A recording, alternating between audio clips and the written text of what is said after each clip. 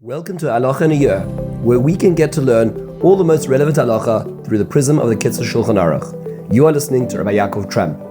This year is kindly sponsored by the Moshe Group and CA in zechus of Rivka Biela bas נחמה Shifra and in honor of Rabbi Trump. Today we're going to be learning the halachas that relate to a fire on Shabbos, God forbid. This is Siman Pei Hey, the 85th chapter in the Kitzur Shulchan Aruch.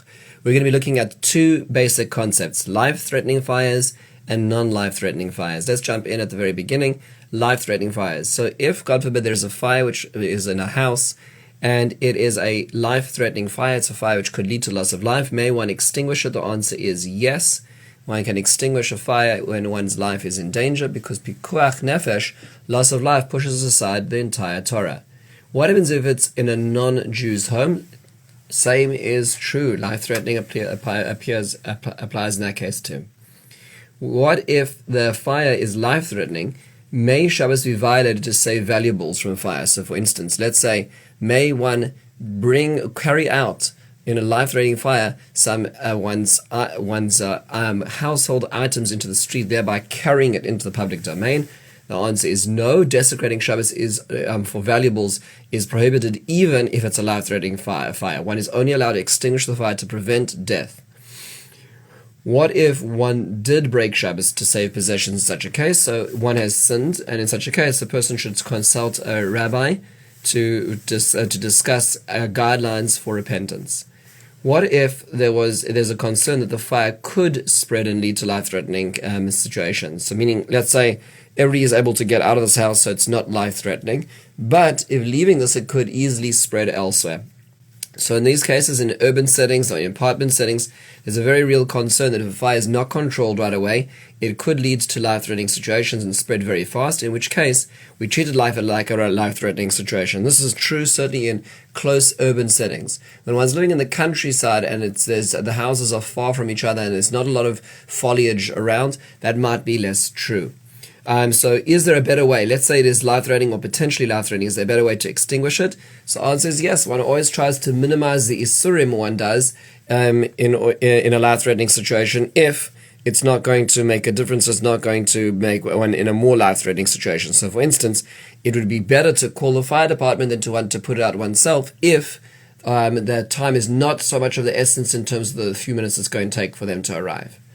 But now let's move to the next case. So let's say it's not life-threatening. There is a fire, but let's say one's house is isolated and it's not going to spread anywhere else. The whole family is out, and now there's a fire burning, God forbid, in that situation. So what is one allowed to do? So in this case, the general rule is as follows, that we're concerned, or Chazal are concerned, that a person gets into a panic because of the loss of their possessions. Now remember, there's no life threat right now, but what is at threat is their entire life is going to be burning down.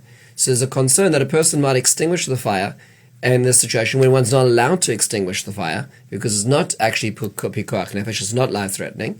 Therefore, they made a restriction in terms of the amount of things that one may take out of that fire to avoid a person getting more concerned or more panicked about the flames. So what's the general rule? The general rule is that only what is needed for that Shabbos may be rescued. Even items which are normally allowed to be handled on Shabbos cannot be taken out if they're not usable on Shabbos. So let's go through this. How much food can be rescued if there's such a fire breaks out? So before Shabbos, one can remove 3 meals worth, because those are what one needs for Shabbos. In the morning, only 2 meals worth, and in the afternoon, only 1 meal, because that's what one needs for Shabbos. May one rescue a vessel with more food needed than if it's all taken out at once. So one takes a basket and there's 3 or 4 loaves of bread on Shabbos afternoon. One's not going to eat that on Shabbos afternoon. So one's allowed to take that out because once you're removing that which is allowed to be taken out, the rest in the container is all right as well.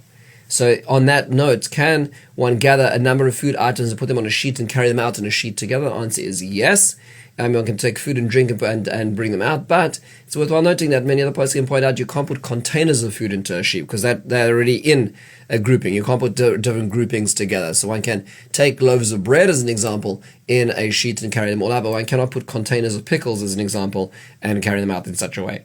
What utensils may be rescued? So only those which can be used for Shabbos may be taken out of the house.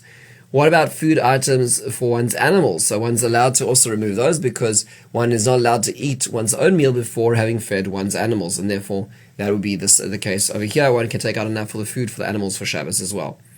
If may one instruct others to rescue items, and who owns what's rescued. So one can certainly say, come and rescue for yourselves, and every person may come out and grab what they need for their 3 meals of Shabbos as well, and then that belongs to the person who got it. What happens if the person who saved it wants to give it back to the forlorn owner of the house that's burning down? They may do that, but then they can also charge for their services after Shabbos because they really technically they own the food. But the Kitzur points out that it's a virtuous act, it's a midas chasidus, not to accept payment to avoid the concern of schar Shabbos, of being paid for work on Shabbos.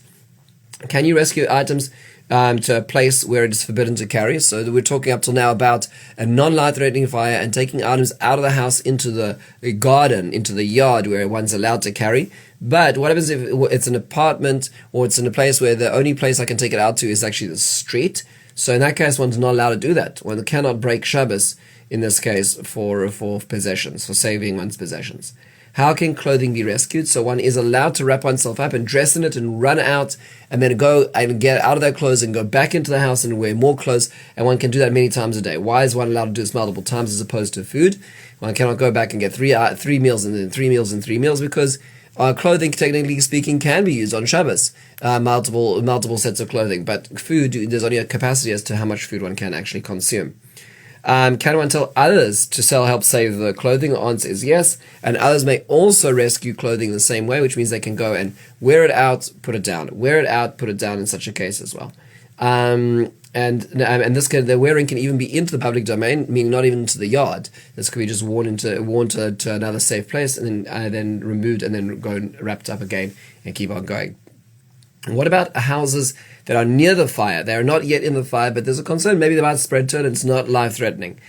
So can they rescue more? The answer is yes. Since they are more calm, there's not as much panic there, one may rescue all the permitted items and put them into a safe area. So let's say one can take all the items which are allowed to be moved on Shabbos and put them into the yard to avoid if the fire is going to be coming as well. What about muktzah items? May they be rescued from a fire? So in a house where the fire is not there yet, many say yes.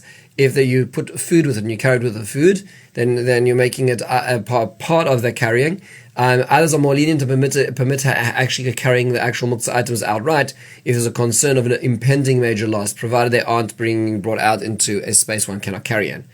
Are there other circumstances this is allowed? So this is only allowed if there's a fire which is impending, a flood, or daylight robbery. Let's say pillaging is on the way. Then one's allowed to move these muktzah items. But other regular circumstances, like it's raining and I left something outside, one is not allowed to under regular circumstances. What is the rule for rescuing sacred books or like Siman Kodesh from a fire? So all Svarim should be and can be rescued from a fire. Even to a yard or an alleyway which does not have an Eruv, which means that it is circumscribed to be able to carry in, but there's not an Eruv to carry from one house to another or one house into this yard as well. So the Eruv was not made, but it is circumscribed. Then it won't be allowed to do this. And a non-Jew may even carry them through a public domain because there's only an Isra Drabana which is being transgressed and one's saving Siman Kodesh. What about the books, the covers of books, the covers of tefillin, can they be rescued? So yes, they can be rescued with the item itself. And if there is a triage, which of the holy items takes precedence, the obvious answer is that a Sefer Torah may be rescued before everything else. With this, we conclude the unfortunate but necessary to know halachas of fires on Shabbos. Have a wonderful and meaningful